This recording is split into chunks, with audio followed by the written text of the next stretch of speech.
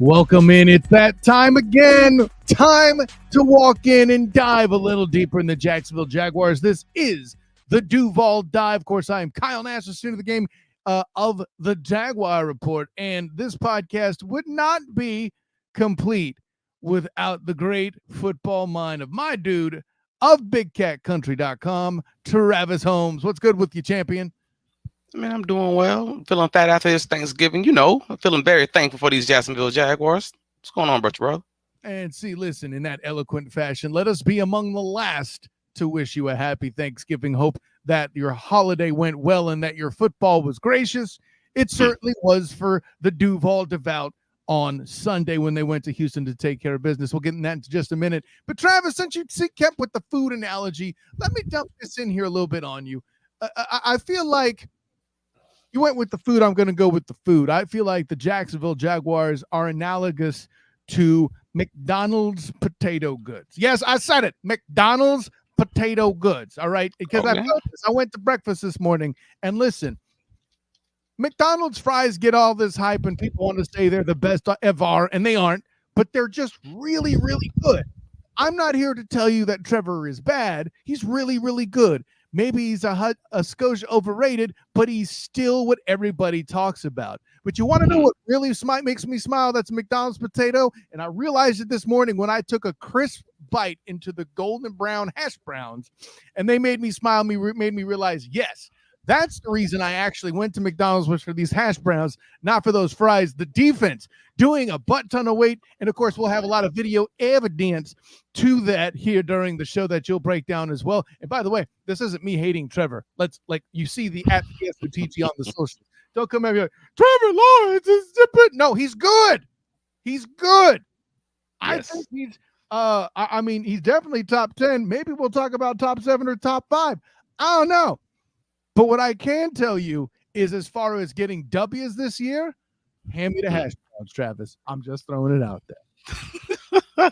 My man said he loves the hash browns. The fries can be hit and miss depending on how old they are, how much salt they've added. And we don't have a McDonald's sponsorship. We're not trying to slam McDonald's fries for one. I don't know, but the punchline is. But I agree. But I do agree. Those hash browns, they do not. They are hitting. I give you that. They're always that. You could come in with some burritos, the breakfast burritos. You could come in with some muffins. That's fine. McMuffin action, whatever. Okay? The success of your meal isn't dependent on the protection that is the quarter pounder. That's what I'm saying. Sometimes you got the protection from that. Sometimes you don't. Sometimes you got the protection of a Big Mac. Sometimes it's filet of fish. Okay, but when you have a day that the fries are just not hitting, it does ruin the meal, and that is very analogous to a Trevor Lawrence. I give you that. Good work, sir. Good work. Fortunately, thanks to the acquisition of Ezra Cleveland, you won't ever have a filet of fish day. Like watch somebody in the dang social media. The filet of fish is the best ever. You shut your mouth. Whatever. Man. We had to have a fun start there. Travis Holmes. I mean, you and I. Hey man, it's a party in Duval County, man. So let us have our fun. We made it clear that we are certainly the most fun media casters in the Pro Sports Fans app. I mean, that's obvious. But for those out there too that are watching on the A7BN Sports Facebook Live or watching on Sartoba Media's Where the Struggle is Real to Be Awesome YouTube page. For those who are watching on Huddle Up. For those of you watching the Student of the Game stuff, be it on Twitter, Twitch, the SOTG, or on Facebook Live, any of that, where you're watching. If you're consuming this on the 3 Point Conversions iHeartRadio or on oldschool101.com leading into Sunday games because the Jags play Monday night this week, got a long week, you're still a winner. And even if you listen to it on the pod, you could tell why we're fun. But enough about this. Brother, I owe you about 10 ding, ding, ding, ding, ding, ding, dings, and all the dings. Let's go. That's right. Hey, listen, I'm getting out there. By the way, hey, listen, stay up to date during the week if you aren't already by Travis posting things up on BigCatCountry.com. Mm-hmm. But let me ask you this, and this will set up what will probably be the final bing for a long part of the episode. I wrote something up on the Jaguar Report about what was different in the Houston outing versus the Everbank outing. Obviously, Everbank referring to week 3. I wrote about that on the Jaguar Report. Bing! But Travis, I want to hear your version of what you thought was different between these two games. The biggest thing is the difference in this week versus the first few weeks is, well, one, the offense and special teams kind of just got out of the way as far as turning the ball over. As far as, making those big mistakes, like the fact that the defense was able to stop Houston on those first 3 drives, it opened up those opportunities for the offense to find themselves. And the offense didn't immediately score, on the first series, but it gave them a few series to kind of just work through any issues, figure it out, get on the scoreboard, and get an opportunity to take the lead and take control of the game. Whereas in week 3, it was more of playing from behind and trying to play catch up, trying to find yourself, and while coming back on a team that they had just started their, what was it, like a 4 or 5 game winning streak at the time, Houston. So it was kind of like just a bad situation. You gave them life early in the game, whereas in this situation, we took the life and made them have to scratch and claw back into the game. And I think that was the biggest issue, was the defense came to play this game. Offense played catch up, and it kind of just worked out well for both sides of the ball. No, that's a great take. I mean, I wrote about it after week 3 on Jaguar Report. Bing! That really everybody had their worst game up to that point, except for Travis Etienne. Okay, that's definitely a quality take. I would have just said special teams up front, period, point blank. Now, granted, to your point, the offense did what they did, so Brandon McManus could score with the field goal to open the game. But this time, week 3, special teams was a negative. Net points, right? Whereas they were a positive this week. And I don't even have to get into Andrew Beck as a fullback scoring a touchdown in special teams as well. No missed field goals. McManus did miss a field goal in week 3. He did miss one here, but like he took care of business. What was his long? Like a 53-yarder. A lot of good stuff from the special teams, and just what a difference that turnaround makes. I know that there's a lot of complaining from the officials, from some Texans people, even ones I respect. Y'all got to understand, this was a let them play game. Both sides got away with stuff.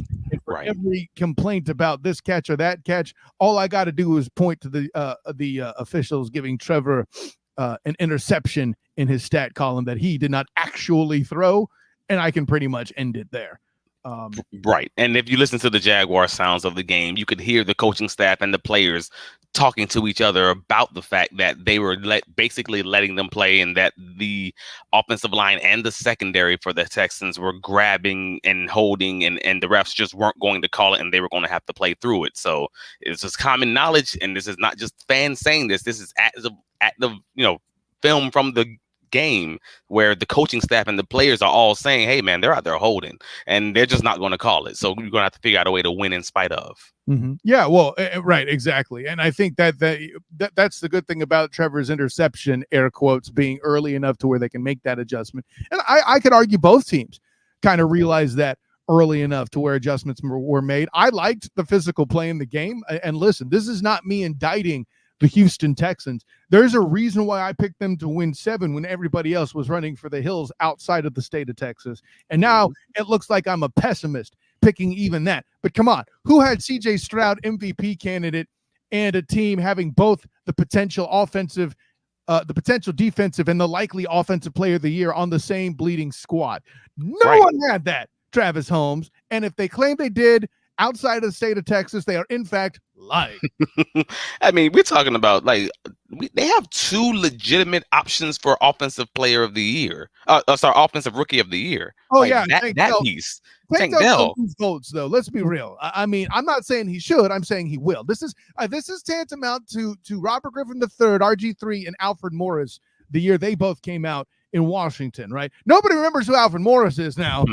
But, and actually, nobody remembers who RG3 is, thanks to the fact that, well, the only reason they remember him is because he's a talent on the air rather than on the field. But, and that's not to talk trash, it's because of injury. I got you. But the only reason I point that out is just to not to make this a Texans podcast, but more just to give them their flowers, which lets us know just how good that win was, just how good that win felt for the Jaguars. Listen here, if you're going to dive with Duval, you got to know thy foe. You got to look for the sharks in the water. And listen, these guys, if the Texans front office is smart, which there's been plenty of reason to question in the past, I get that. But if this new regime, this new culture, this new administration is what it is, we have to talk about these guys now so the fans everywhere know who to look for, because you're going to see them. You've heard me say this. I feel like you're going to see C.J. Stroud at least nine. No, actually, at this point, they played twice, 8 more times, 10 total games against the Jags alone. And I'm that because math, 5 years, and I'm not counting postseason yet. Good God, that could still allegedly happen depending on how seeding falls out, right? Yeah.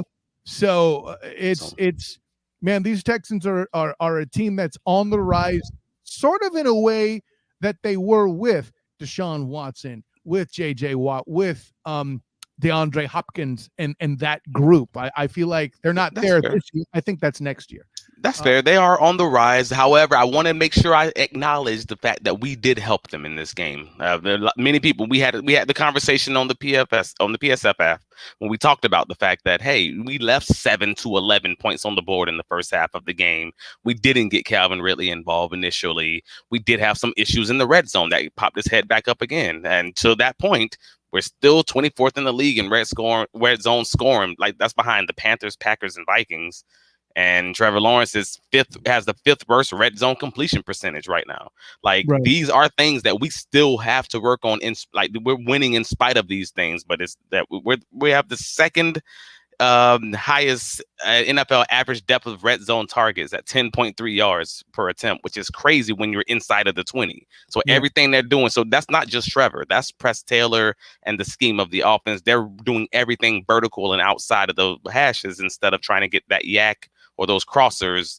They have to make some adjustments still and maybe get that tight end in use. And hopefully we'll see some of that eventually this season before this playoffs get here. Well, yeah, and that's where I would push back a little bit on the not using of Calvin Ridley. Calvin had his shots. He just did not bring the ball down.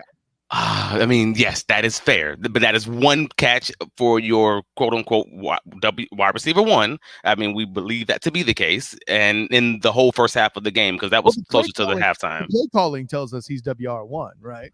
Fair. Yeah. Yes. We don't say anything. Those are the routes he runs. But he ended with 5 catches, nearly 90 yards, like 89 yards, and a touchdown. A bad game, yeah. A 2-point conversion all after halftime. What a big 2-point conversion that was as well. But you've mentioned the halftime. Let me get into this first too. The whole decision to not take the points at the half, and I mentioned it specifically because Doug Peterson's answers was, well, if we didn't have the ball in the next half, then I definitely would have taken the points. That's a bad take. And I said this on the media cast. And listen, I'm not one to question a Super Bowl winning coach. I get nervous questioning coaches that I respect. You should have seen me shudder having to publicly say that Mike Tomlin should have started Kenny Pickett last year over Mitch Trubisky. Okay, I turned out to be right, and I hated every minute of it because I was still sleeping with one eye open, wondering when Omar Epps would be tapping on my window, asking me how dare I. Wait, Mike Tomlin. Whatever. Omar Epps is going to play him in the biopic, homie. Come on. Yeah. Yes. Anyway, and by the way, ESPN, get on the Mike Tomlin biopic. I mean, maybe they're waiting for him to get in the hall. I don't know. Anyway, probably. But I said what I said, Travis Holmes, for him to get in the hall. Anyway. No arguments from my end. No shade thrown. Even from the Jaguars' first rival team, I might add too. But I mean, that goes back to Cowher days. Anyways, back on track. Right. I hate that decision, and that I hate worse that response by Doug Peterson, who is another coach I absolutely respect. Right. And I agree. I didn't love the response. I didn't like, and we talked about it live as doing the live stream on the PSF app. And you didn't want to go for it. I agree that we should go for it, but that was with the expectation or the understanding that this will be something direct. Like, this will be a quarterback sneak. This will be a dive. This will be something inside of the tackles, not a pitch. Don't make a 1-yard play a 7-yard play. And that's my thought process. Like, impose your will or go over the top. Do one of these things. And we talked about that. And I didn't agree with the style of trying to get half of a yard. That's all at the end of the day. that's a separate. Let's put that conversation over here, because on that I agree.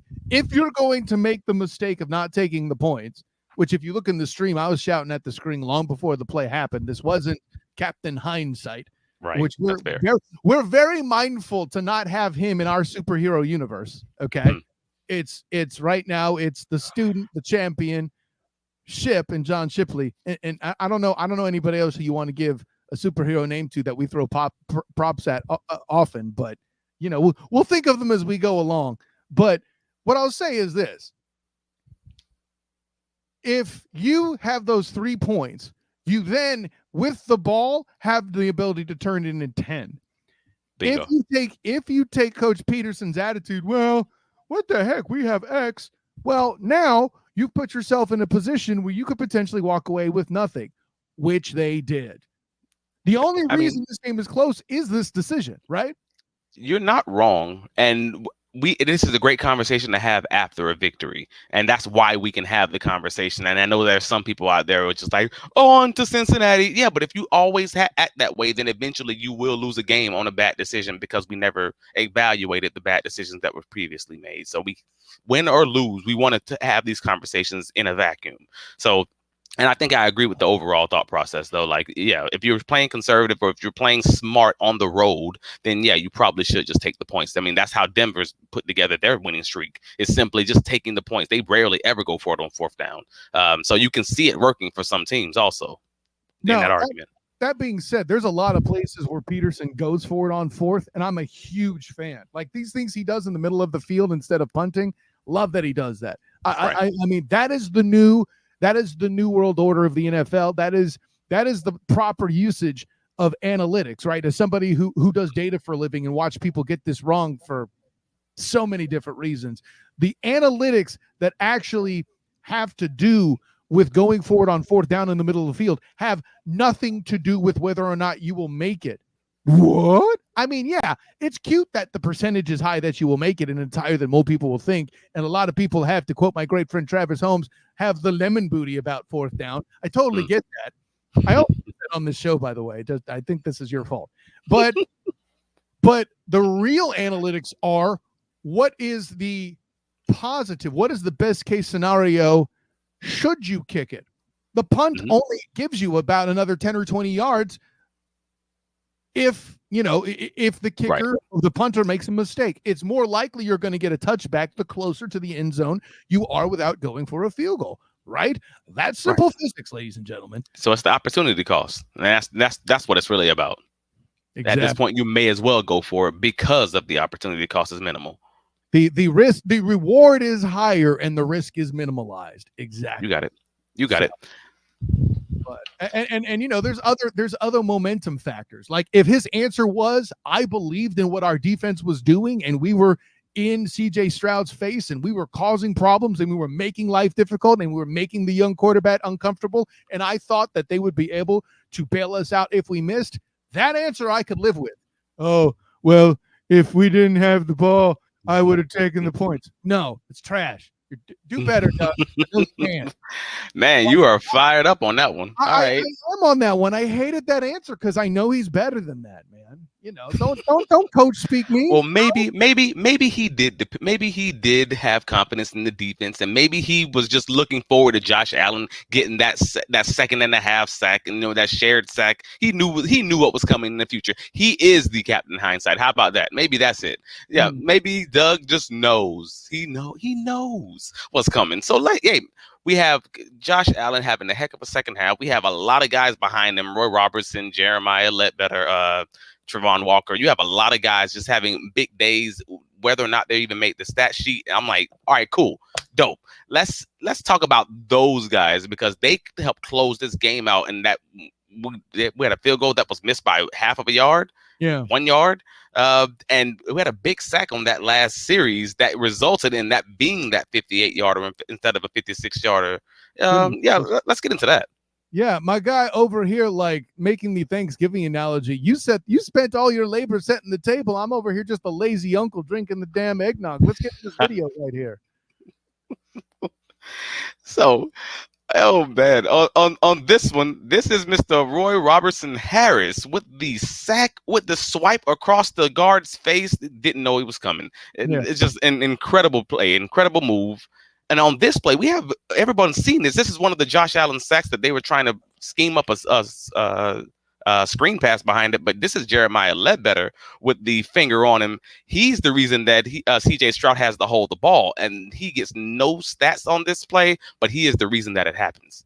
And finally, on one of the final sacks, this is Travon Walker just destroying the center, just popping his head back. I mean, that dude has to have whiplash on Wednesday of the week because that was just rough. But that, again, it's that play. He shares a sack with Josh Allen, and he may not even, he doesn't always make the stat sheet, but no matter what, he always has an impact on the game just because of that athleticism and that violence. I love it. But in this one, he certainly did. RRH good for one of the 4 sacks on the day by the Jacksonville Jaguars. And of course, there were 0 for either side in week 3. Yet another thing that was just a little bit different in the way that the Duval would require for this huge epic victory. But that in mind, listen, we've talked at length about this offense and Calvin Ridley getting involved late, doing his job, the occasional scary. Oh, there's Christian Kirk. You forgot about him. Zay Jones being on the field. So obviously, eventually, Calvin Ridley would have to have a good game. But let's throw a little bit of love to the tight ends. There were some plays here that were a little weird, perhaps even better worded as strange. Travis, take it. Brendan Strange, man.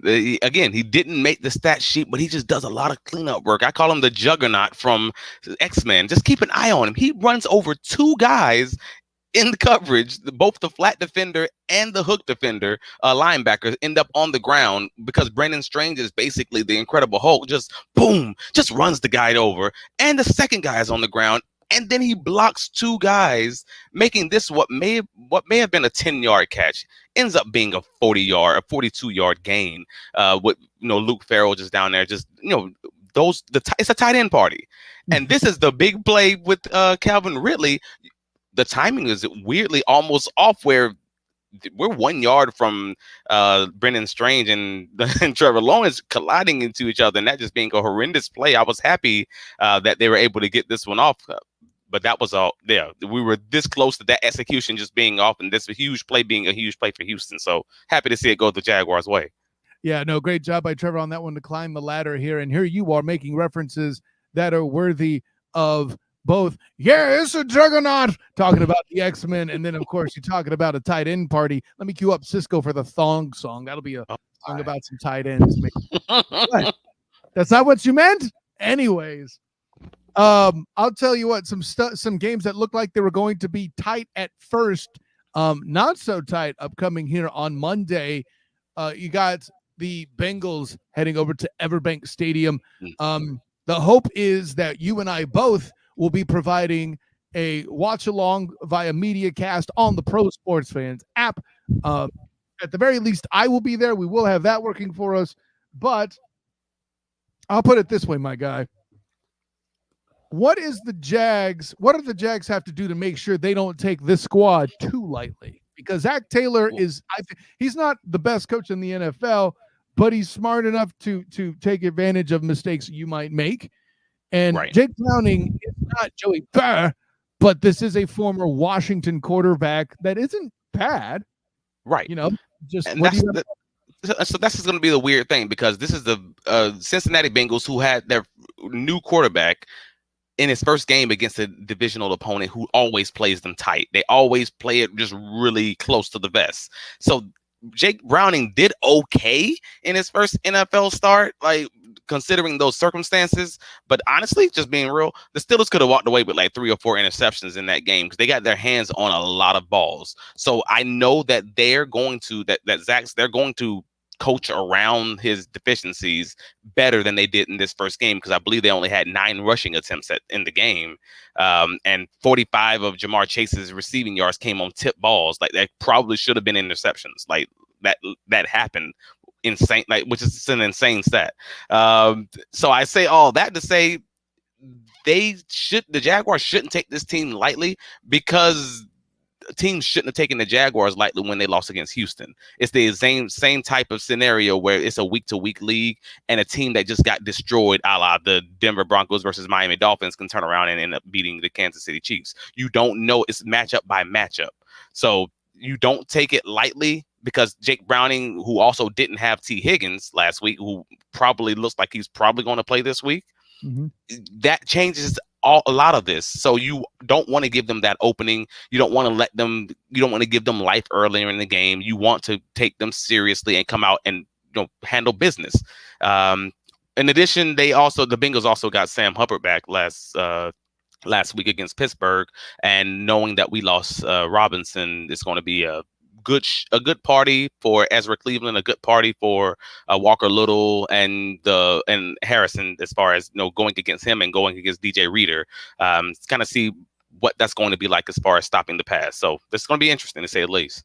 So for clarity, yeah, when you say Robinson, you don't mean Roy Robinson Harris, you mean Cam Robinson. I mean Cam Robinson. Yeah, recovering from the injury too. That's rough. And boy, by the way, for anybody who had any questions on the Ezra Cleveland acquisition, that just came up in damn spades, because if Walker Little is free to kick over to go back to tackle, where he has historically done a very solid job. Yeah. And Ezra Cleveland not looking terrible either. I would make the argument that, I would like to see a situation where Anton Harrison and Ezra Cleveland were on the same side and see how that goes. But right now, with Ezra Cleveland and Walker Little on the left side, that's the stronger side. That's the side. If I'm gearing to stop Travis Etienne on the ground, or De'Annis Johnson, or anybody with the ground game running, it would be that side I would key first and have the middle linebacker involved.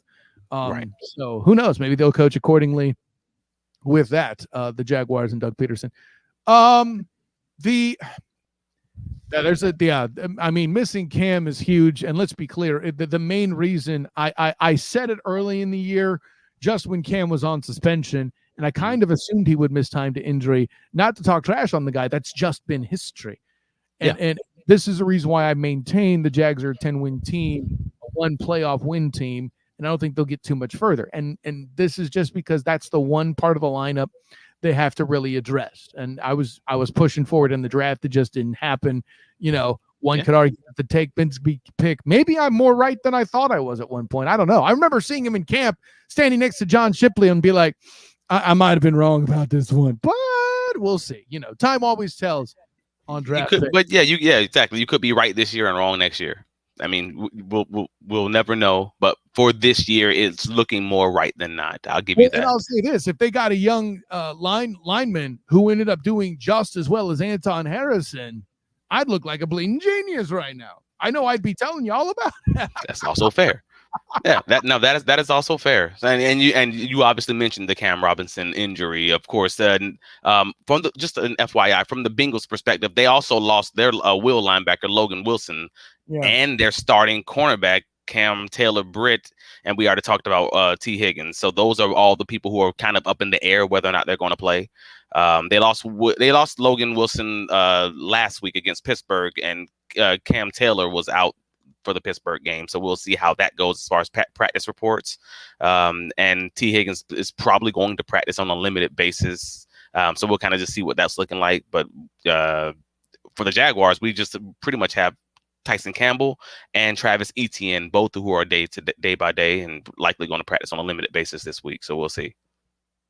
Well, and let me ask you this: if you're the Jags offense, how do you attack the Bengals? I would make the argument that Britt at corner missing is very close to, maybe not quite as desperate as the line situation for the Jags, but considering this receiver core, that's problematic. Oh, no, it's absolutely problematic. But the biggest thing is it just depends on, we haven't seen a team attack the corners yet, because the last team they played was Pittsburgh. And we know they don't attack outside of the perimeter. But they did attack very much so vertically, with Freiermuth having over 100 yards receiving from the tight end spot last week. But the Jaguars haven't been using Evan Ingram in that way, just like the Texans struggled against the tight end, and even then Ingram didn't have this huge game, but the tight ends overall did. The tight end core did, yeah. The tight end core had an overall good game, so it may be another game just to that same vein. Like, it may be a game where the receivers can do really well, and the tight ends can do really well. But the weirdest part about this is the worst thing that Cincinnati does is stop the run. So it should be a Travis Etienne game if the Jaguars want to give that 25 to 30 attempts, or a Travis Etienne, Dearness Johnson type game, where they use the whole core to have a good game, something along those lines. So it's basically just it really feels like they can do what they want to do, whatever that is. I mean, we just said they can pass the ball to the receivers. Technically, they can pass the ball to the tight ends if they want to, or they could run the ball if they want to. So what do the Jaguars want to do, and are they going to be good, enforcing their will doing it? It's kind of the question at the end of the day, because Cincinnati seems to be struggling at stopping all these things. Well, the saying goes, pass to run, pass to score, run to win. Right. Yeah. And I think that speaks to why they're bad at stopping the run, is because they're concentrating on shutting down the pass, which is weird for an AFC North team. Like, and also let's consider some of their opposition that they actually face in that division. Right. You're facing the Browns. I think they got at least one game before their main running back went down. Right. Yeah. They're facing the Steelers. That's a lot of running, the Ravens. Lamar Demetrius Jackson can hurt you both ways. So I think the stats are more indicative of the danger they face than it is their actual talent as a team. At the end of the day, I think the Jaguars to pass first to be balanced and create that same thing. That's what the data tells me. That's what watching the Bengals with the limited field I have tells me. That's fair. I'm not the former coach in the room too, so there's that. But that's kind of my take on it. But with that, Travis, I think we're in that stage of the show where you can go ahead and let us know what you think is going to go down in Duval on Monday night. So I do think this is going to be one of those games where the running game ends up closing out the fourth quarter. We're probably going to get another 50 yards or so rushing just from trying to milk the clock and things of that nature. I do think it will be a pretty convincing win for the Jaguars overall. The only real question from my perspective is whether or not there will be some, garbage time points late in the game for the Bengals. But I have this one as an easy and obvious Monday night snooze fest for, Cincinnati Bengals fans, I should say. Jaguars 30, Bengals 13. So this is fascinating. You have 30-13. I was this close to saying 31-14 until you said something about garbage time. So I think I'm going to go 31-20 on my score. But still, we're different to touchdown, dude, basically. Or, I mean, like in total points, like, because I have 31 instead of 30, which obviously means you're colossally incorrect. So, yes. I mean, but the funny thing that we both agree on is that the Jaguars offense is going to have some success. That's what it comes across as. I see Trevor with 300 yards. Whew, I love it. I love it. Now, this is a team that's going to try to pressure him a lot more than he's been pressured these past 2 weeks. And we know Trevor does well versus clean pockets. He does not do as well versus against pressure, and it just so happens that the two teams that he struggled, the two teams that he did well with, didn't pressure him much, and the team he did struggle with against San Francisco did pressure him a lot. So it's going to be curious to see finally when that one team does pressure him, how does he react? Does he still have that same 300 plus yard game, 250 yard game, clean pocket? Statistically, does he have that sort of game, or does he regress to that whole San Francisco kind of look? And I believe he's going to do well, because they're going to call it way different, way looser than they would call it that San Francisco game. Right. And let's remember, though, the Bengals, while certainly not a bad defense, are not the Niners defense. They're not the Niners. That wasn't a dirty pocket. That was an outright jailbreak in most cases. They were not only getting pushed in the middle, they were getting on the outside as well, with no disrespect to any of the linemen here. I mean, Anton Harrison or whoever you want to point out. They're just that good. And they got Chase Young on top of it, right? So let's be clear. Right. We agree. It really is just it's two guys for the most part that can dominate you on the Bengals front. There's four on San Francisco. Yeah, if you slow Trey Hendrickson, I like the chances. If you get Trey Hendrickson to overcommit, Trevor's going to take a run lane. If Trey Hendrickson is stood up and forced to contain, to take that run threat seriously, which I believe that'll happen, then all that has to happen is the rookie has to handle his business, which, as awkward as that sounds, he has done more often than not.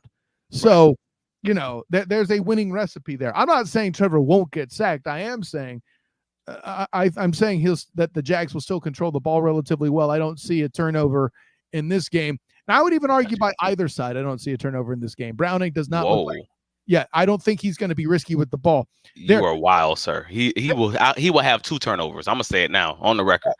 Well, that's why you got 31-13. I don't think he has any turnovers. I'm committing to what you're calling the snooze fest. I think there'll be a lot of 3 and outs. Look for the Bengals to come out and do basically what the Texans did on third down conversion. I think it was 1 for 10 for Houston, right? That's the game I see. He could have had 4 turnovers last week. He ended up only having, I believe it was 1 interception last week, but they dropped a lot of picks. Like, I watched that game closely. They dropped a lot of picks, and I'm like, goodness.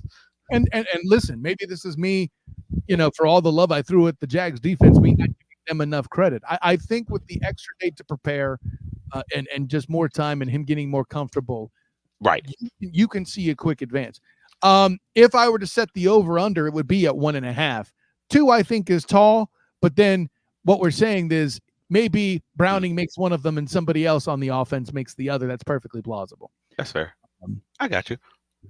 So that'll do it for this week's edition of the Duval Dive. We could have gone this one could have kept going. This game is still wildly interesting, even Joey Burr isn't playing. I find that very I did not have to bet that on the bingo card going into the show. Maybe it's just because the great champion himself, Travis Holmes of Big Cat Country, is that fun? Who knows? But for Travis Holmes, I am Kyle Nash, the student of the game of Jaguar Report. Travis, tell the world where you can be found, my guy. You can find all my writings covering the Jacksonville Jaguars on BigCatCountry.com. Actually, we have yesterday's press availability with Doug Peterson and Press Taylor, Mike Caldwell listed on the site yesterday. Take a look at that. You can find me on all the socials, Travis D. Holmes, and you can find me here every Friday, 11 a.m., Duval Dive, a Jaguars podcast. Thank you guys for coming. Yeah, apologies in advance that we don't have it up on the PSF app for the live stuff. We're going to arrange that for next week. We'll get that right. But, of course, I'm Kyle Nash, the student of the game. You can find me on Twitter at the SOTG. Find me on Instagram and Threads as the same, the SOTG. Find me on Facebook as the student of the game. Check out my writings covering your Jaguars with the Jaguar Report. And, of course, my work as well with the 3-point conversion. Check out any of the locker room interviews or anything like that I get video-wise on the 3-point conversion YouTube channel, and also this show on the 3-point conversion iHeart Radio channel. And, of course, my work as well covering UCF football and basketball with the Black and Gold Banneret, as well as my work with A7B in sports covering the Orlando Magic. They got 13 wins, man. It was December before they had 12. They're tied for a franchise. Anyways, this is a Jaguar show. I'm just that amazed by it. Anyways, for Travis Holmes, I'm Kyle Nash, the student of the game. Until next time, everyone, class dismissed. Play that theme music.